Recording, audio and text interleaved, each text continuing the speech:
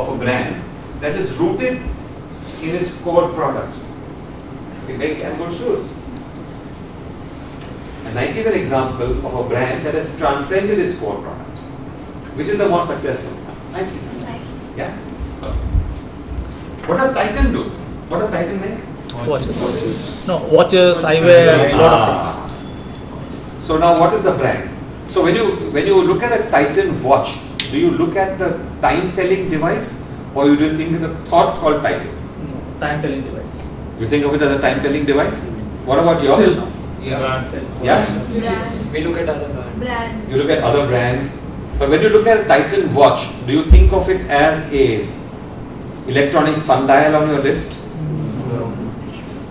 So there is other things that. So how many of you remember a watch called HMT that was there before Titan? Yeah. Okay.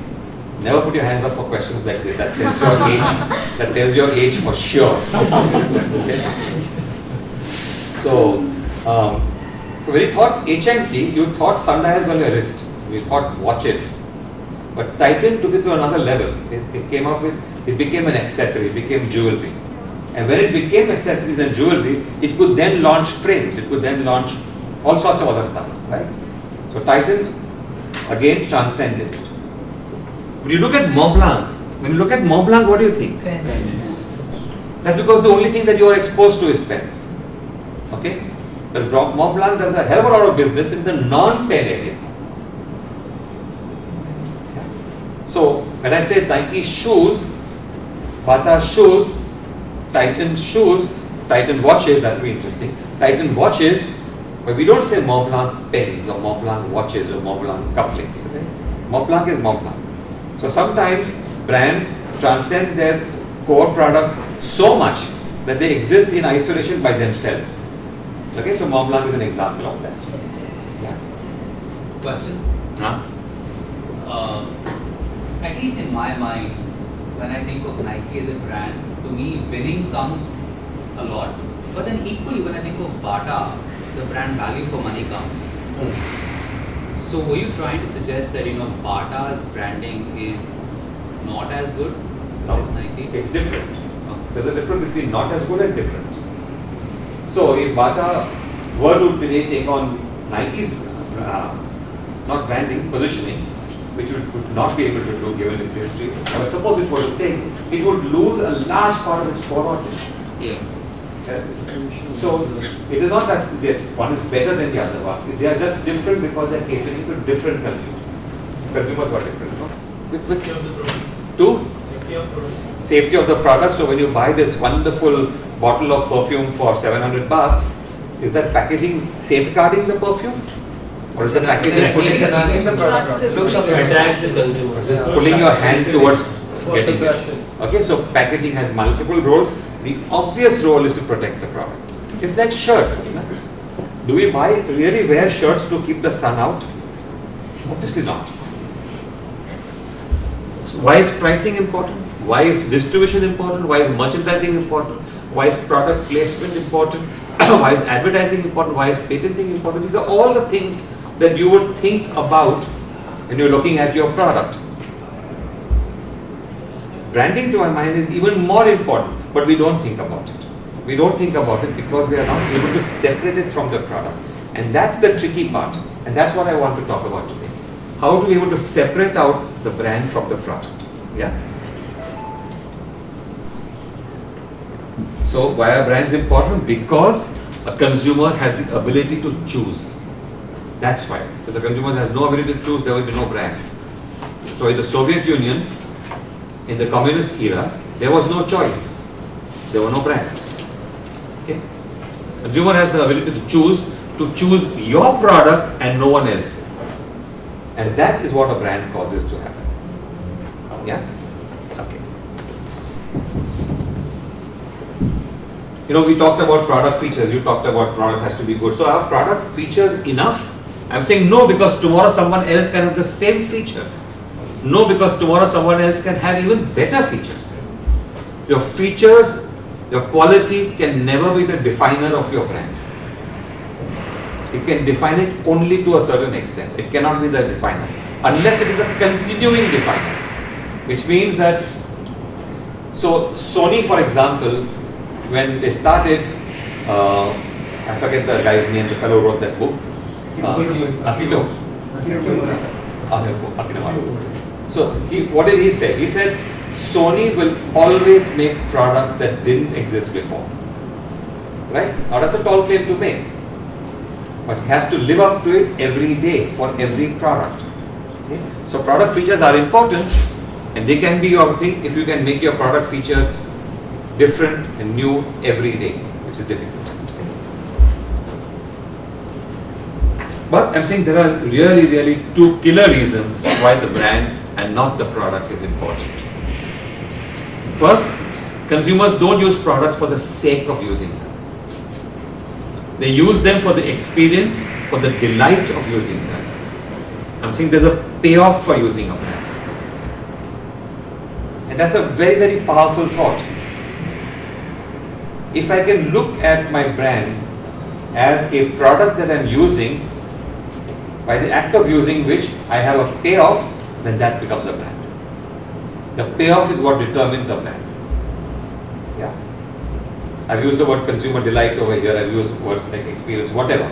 But ultimately there's a payoff in using this brand vis-a-vis another brand. So, first killer reason.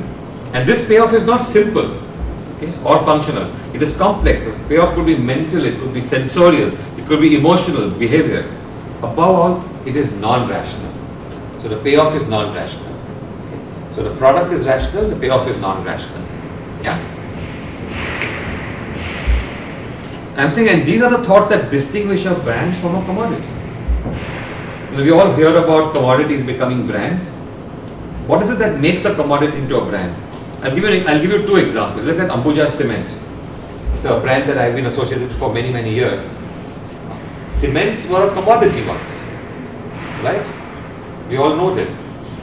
How did Ambuja manage to make a commodity into a brand? What did it do? It did many things. It did a whole lot of stuff at the retail level and distribution level. But most importantly, it caused a consumer to recognize a payoff when they use Ambuja Cement. In the past, when you used the cement, there was no payoff. Your contractor used the cement and building somehow got built. What Ambuja said was that when you use Ambuja Cement, you will have a building so strong because you use the cement, the strongest cement possible. Okay? In his mind, then that translated into things like longevity, it will last forever, I can leave it for my children. These are all translations of thoughts in the mind. Those became possible only because Ambuja attached a payoff to the product. Okay? What about the iPhone? Does the iPhone even deserve to exist if it is only a phone? 45,000 bucks for an iPhone? Must be mad. So then why do people buy it? Something different. No, it's a brilliant phone. Something different, I can paint it pink and put a bow on it and that will be different. Is that Pride of ownership. It's a cool factor. pride of ownership, cool factor, It's a lifestyle product. lifestyle product? It's an apple. It's an Apple. So opening the packaging, experiencing the device, they have to talk to every single angle. Absolutely. So Quality. And what what they did like? perfectly right, perfectly right. It has 150 spare parts. And not one of which you can see. Yes, sir. Okay. But so you see, and all these reasons that you've given had nothing to do with making a phone call. Not one. Okay, I think I've belabored my point enough. There is something called a brand which is different from a product.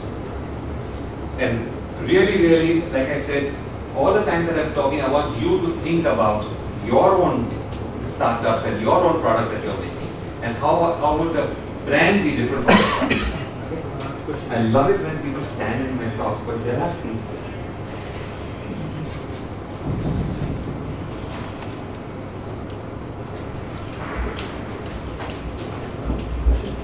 Yeah.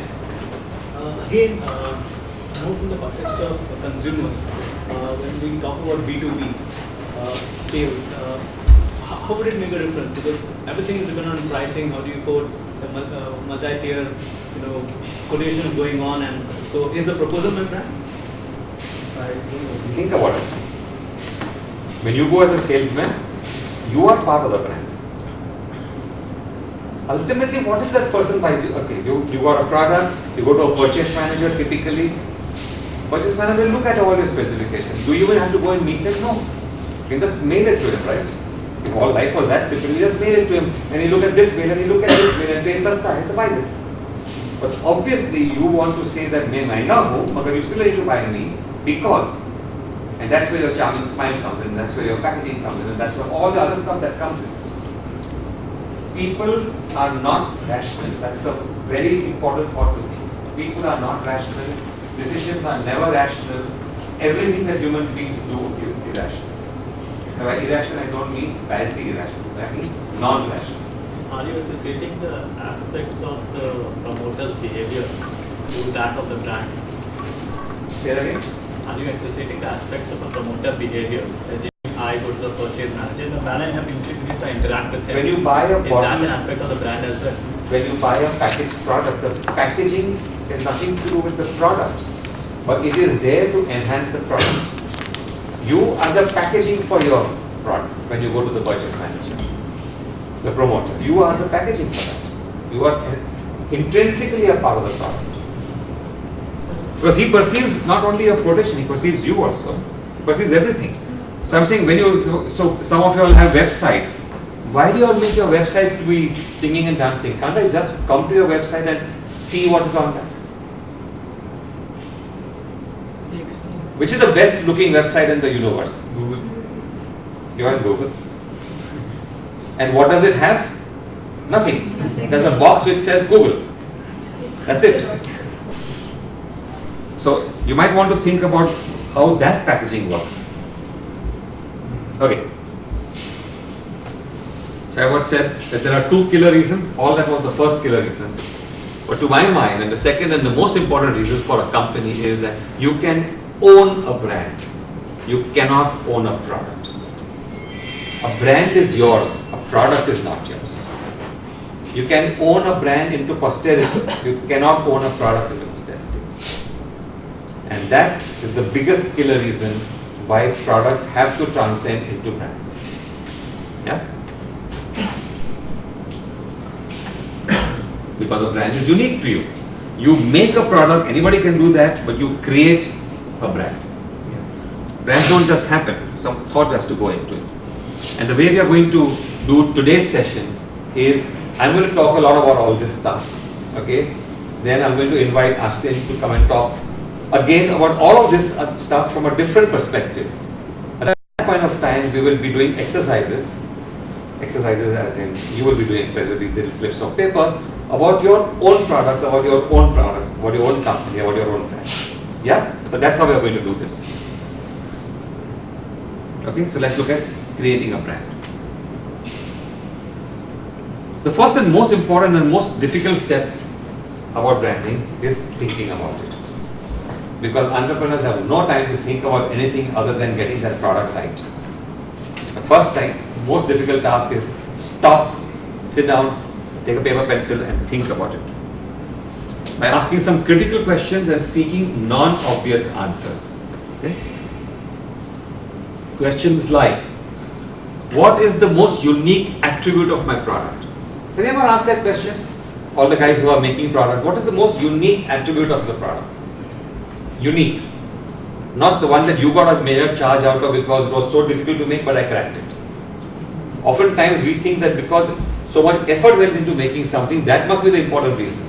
No, what is unique about your product? Who is my consumer? Who is it meant for? Who will buy it? Who will use it? And the three are different. What does my product promise to do? How will it change my consumer's life? Honestly, tell me, how many of you have thought about even one of these? Just do like this. Okay. I got a whole bunch of smart people or a serious amount of liars in this room. Okay. Normally, I would not expect more than one hand to go up. But if all of you all did actually do that, that's fantastic. And these answers will lead up to the brand's most prized attribute, what we call the position. Yeah. Just go back to the previous slide.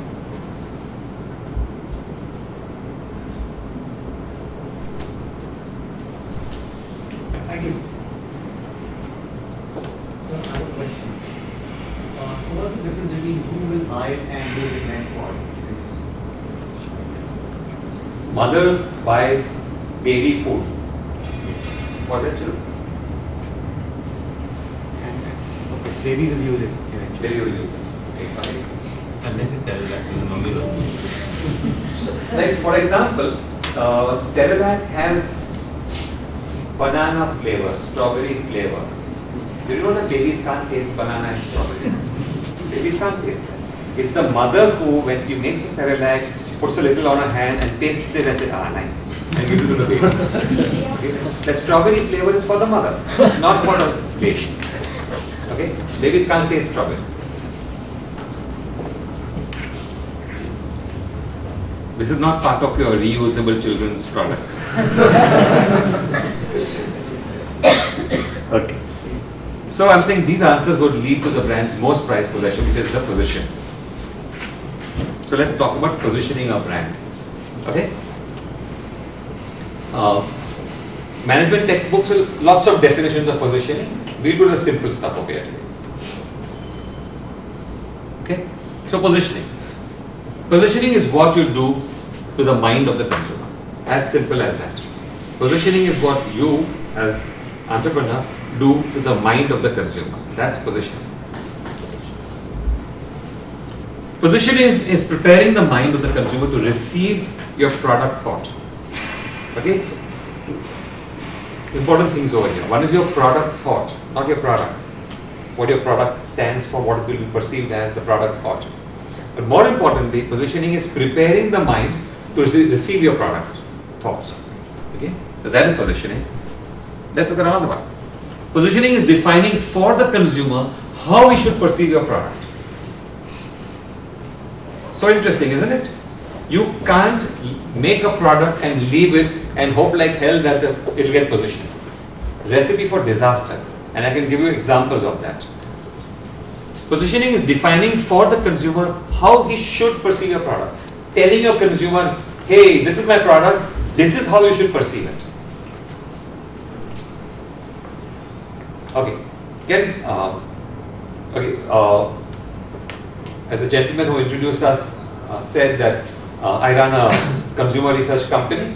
And one of the things that we research a lot is positioning. Yeah?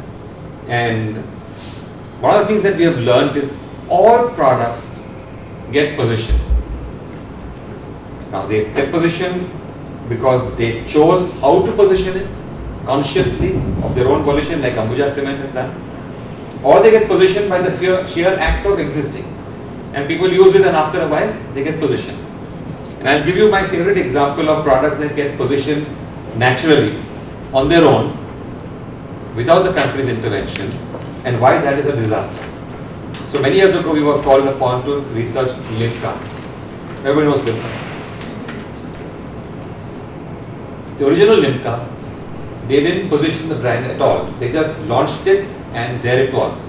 Isotonic salts was all that they said. Okay? Over a period of time, what did Limca become? Limca was a soft drink. What did Limca become? Beta stomach में अच्छा नहीं लगता है Limca P low ना. Hospital में है तो उनको Limca तो देते होंगे ना. So you know, it became a sick person's product. It didn't become Limbu Pani. It became something that you had when you were unwell. Imagine a soft drink having a positioning like that. Okay? It was driving Limca crazy. That's why we were called in, and things changed after that. But point is, all brands get positioned if you do not choose to position them. So your own product, I don't think you can afford to have the risk of other people positioning your brand. You need to position it. Tell people how they should perceive your product. Yeah. So just to contradict your example, where the consumer decided to how to perceive the product.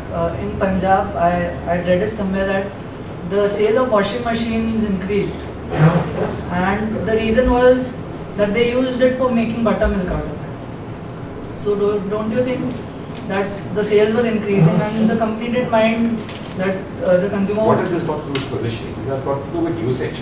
It's like I can use my iPhone as a paperweight. That doesn't position it as paperweight. I've just used it different.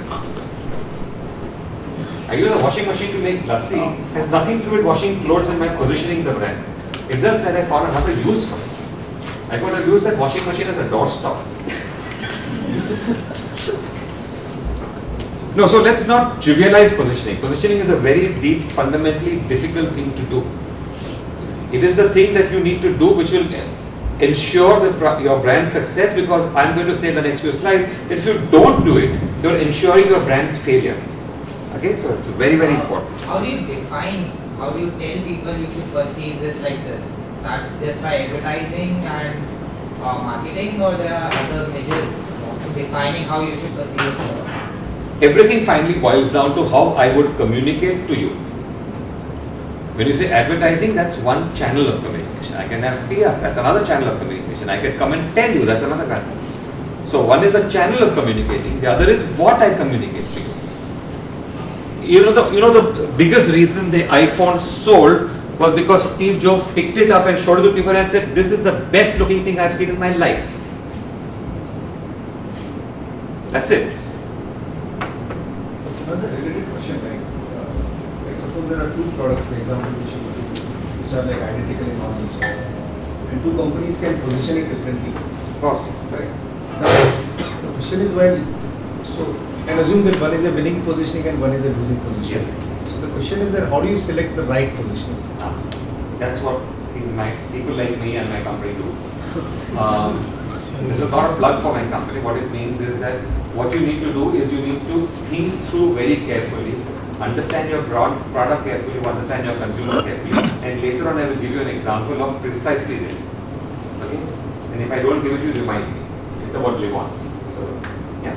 There's a question.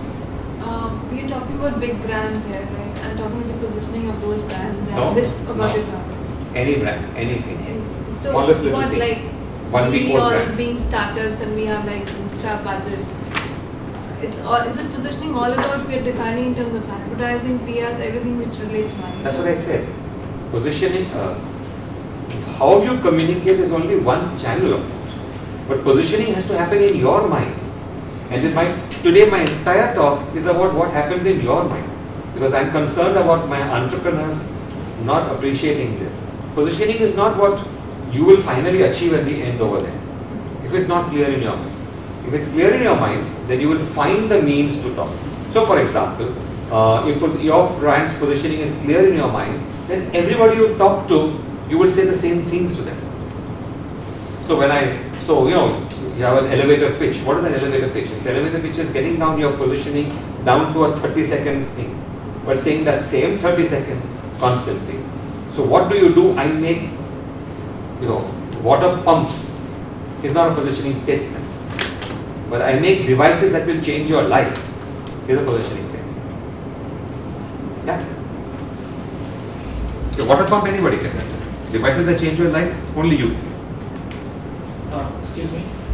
See, coming back to this example what you just gave, I don't make water pumps and I make things that change your life. Things that change your life. Sometimes in a startup situation when you are a young entrepreneur or you're just starting off, you don't have a big brand, you are just coming up. When you make statements like these, they don't go very favorably with the customer or with the decision maker. They are taken as, this is my experience, this is taken as like a statement of rashness or maybe overconfidence. कि कल का लड़का अभी कुछ काम नहीं किया है आकर के बड़ी-बड़ी बातें बोल रहा है. There's only one answer to that, and that happens because you don't believe in your product. When you believe in your product, believe me, everybody around you will believe it. So this whole thing about what you are saying applies to Lux but doesn't apply to my small product. We are startups. Not at all. A startup is a business. The problem is only that startups think that they are small startups. Yes. So if I just take it to one step. So if I decide, yes, I've taken this positioning, and if I persist with my positioning, you see, I've got a chances to go through. Of course, because if you don't do it, then everything is lost. Yeah. Thanks. So let's talk let's from now onward stop thinking that we are small startups, SMEs, or whatever the fancy words that you all use. Let's just think that I am in a business. The size of the business is a detail. It's just a number. Okay? You need to believe. And I think that's the problem I find oftentimes with many of my Thai colleagues over here. That they don't believe sufficiently. They think they've got a good idea, but they don't believe in it. So, one of the things, I mean, especially if you take the Waterpump example, you're making that quite generic, right? The positioning, saying that it's a life-changing device. No. I'm making a water pump that is generic. Well, no. The concept itself is a very abstracted out concept, right? At one point, you need to. No, one second. Don't take me literally. In my elevator pitch, I would not say I will make a product that will change your life and then get off at the next floor. I would say why. Of course, no. I'm not disagreeing. My point is something different. One is the vision of the company, which can be a little more abstracted out, right? I'm organizing the world's information, like for Google. But at the core, when you first sell your first product, you can't talk about organizing the world's information. You need to talk about search, which is how they started. Yes. And then you grow into the organizing the world's information, right?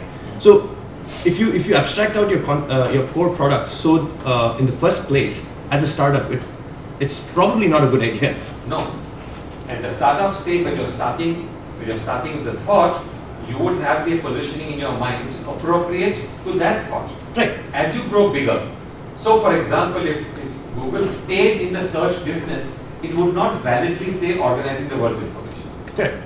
It also did mail, it also did news, and then it could say, I am in that all of that. Yeah. But if it was only a search engine, it was only a search engine. No, I understand. It just made the best search engine, that's it. But at the first point of positioning, they didn't talk about organizing the world's information. But what I they think that's talk what about he is was something talking else. about. Yeah. What they talked about is that we are the fast search engine that is the fastest. Yeah. Therefore, your time is valuable, Correct. and so many other factors. Because ultimately, unless you communicate what is the benefit to you, it means nothing.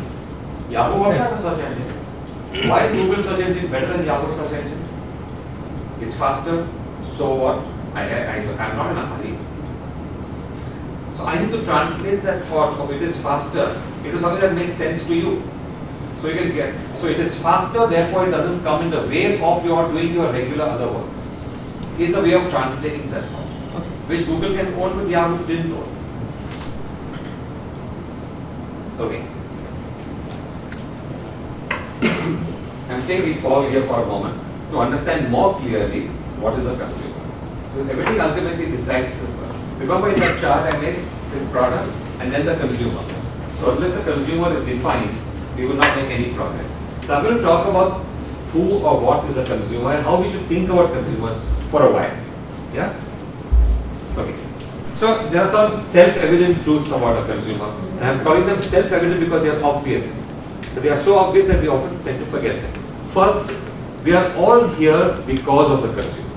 I mean, not just for this talk, which is about consumers, but we are in business because of the consumer. Simply we exist because of the consumer. I don't think we often take into account how important that is. No consumer, no business. Because as a consumer, we exist. Okay? Second self-evident truth, we all have a common product. All of us, all the products.